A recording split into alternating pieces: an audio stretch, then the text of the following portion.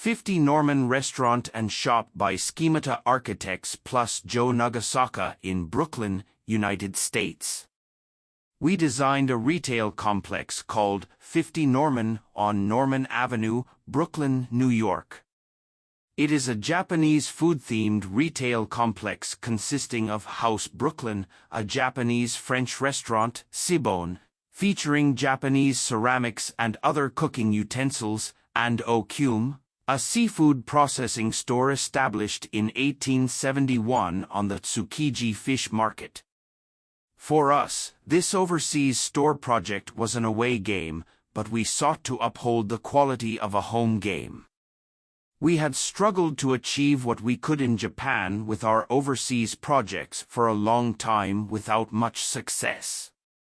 We, at one time, thought of attempting a more simplified, easy-to-understand design that would work anywhere rather than pursuing a Japanese quality. On the other hand, we looked for a way to maintain the quality we can achieve in Japan rather than adapting our design to the locality. For this reason, we had to think about production methods to minimize costs and maintain quality.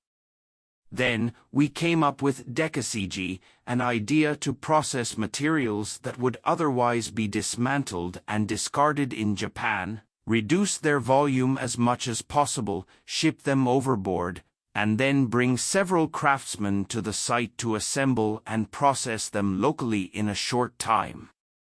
Used and aged wood materials in Japan often retain their original craftsmanship, joints, and other features that give them a distinctive appearance.